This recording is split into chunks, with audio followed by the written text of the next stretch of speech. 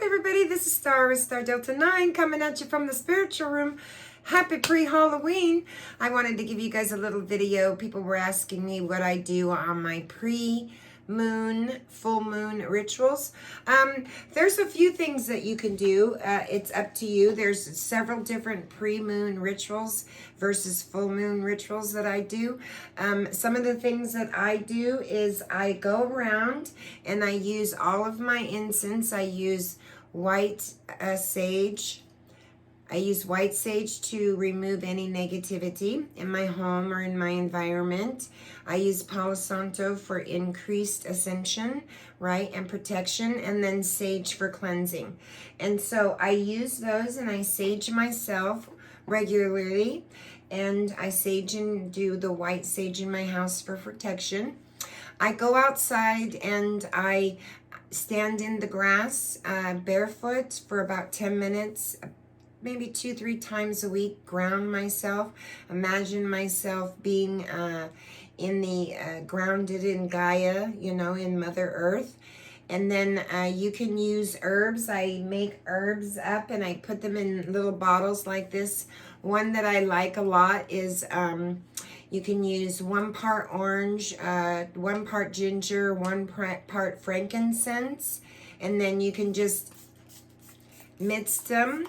And it's a really refreshing energy. I always have that around, so I cleanse my cards and any of my divinations.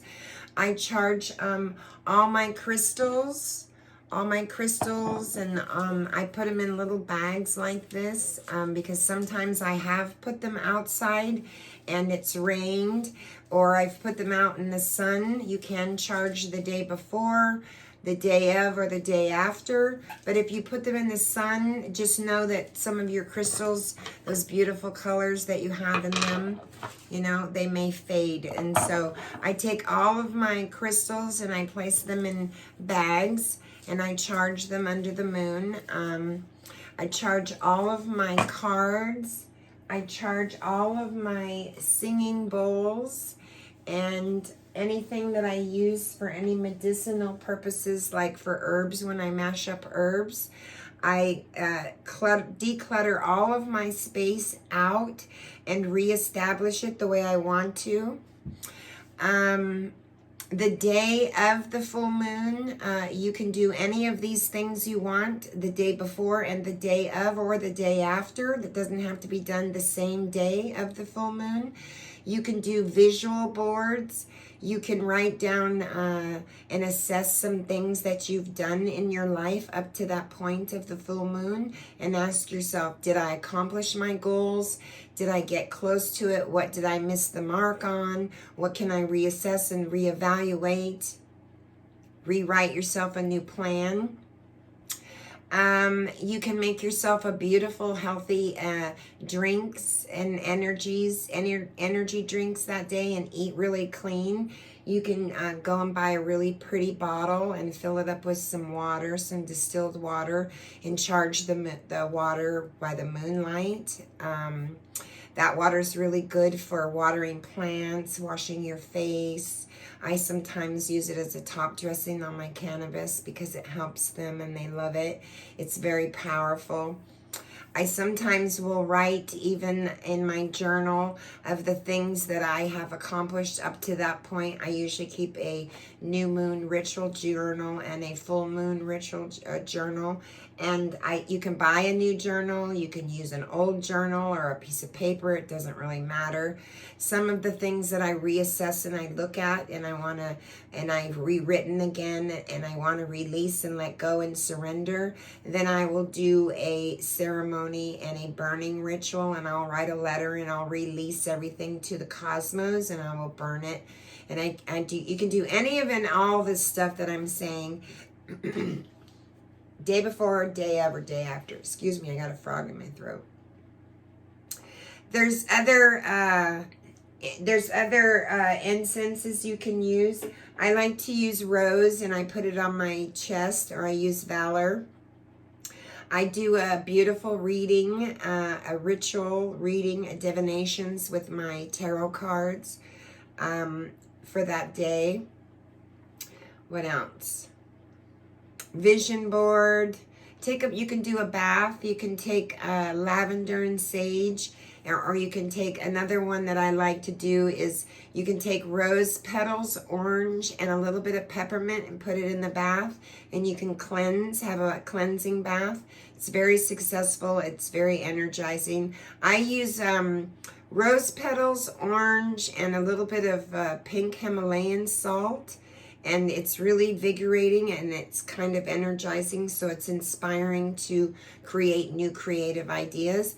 And that way, when I cleanse my body, I get out and I protect myself with sage. I ground myself. I go outside barefoot. I meditate. I stay grounded in consciousness. I try to stay in oneness with consciousness in the moment, in presence, and not respond, not react. I give myself a little bit of leeway, and I know if I have 10 things on my list that I wanted done up to this point, if I got 2 done, that's a huge accomplishment. And so I'm not going to beat myself up for the 8 that I didn't complete, but I'm going to give myself a pat on the back for the 2 that I did, and ask myself, what can I do to accomplish something better during this new moon? This new moon, I can set and plant seeds. In the full moon, I'm going to harvest. So what is it I'm going to harvest when I plant these seeds? What am I going to want to bring to fruition during the new moon? Because the new moons, you're planting your seeds, right? And then the full moon, you're going to harvest. So it's really important to send out positive affirmations to the universe.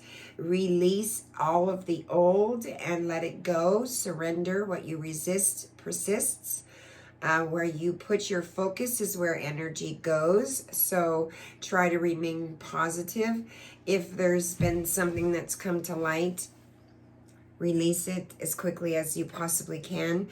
Try and stay in the heart. Sit outside and meditate in the moonlight. Wish upon the very first star that comes out, the evening star. It's the first one out and the last one to go down in the morning. So if you can catch it early and wish upon the star, right? That's serendipity. There's so many things you can do in full moon rituals, in new moon rituals. And tomorrow we are having a new moon, or not a new moon, excuse me, a full moon in Taurus at 8 degrees of Taurus. It's a profound energy. If you guys are not feeling this shift, I'm going to talk about that tomorrow when I do some astrology, a live reading for you guys for the divinations for the Halloween. Solstice is coming up in December. I'm excited for solstice to come and this new age of Aquarius. So if you have questions, or if you want to know where to get any of these things that you want, you can create yourself a little tiny area anywhere in your house that's yours, that's sacred, and you can create yourself an altar, and you can put the things, the crystals, the incense, the candles, and things like that you want there that make you feel lovely, safe, and at peace, right? In oneness with consciousness. Get yourself some beautiful candles to burn. Get yourself a feather.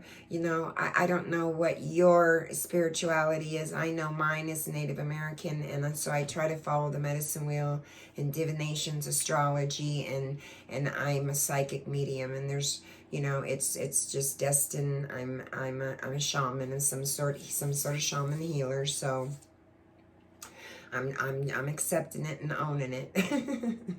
And I love it. So I'm so glad you guys asked me to share this information with you. Please leave a comment down below and let me know which ones you're going to do. You don't have to do them all. You can do them all if you want to, or you can do one.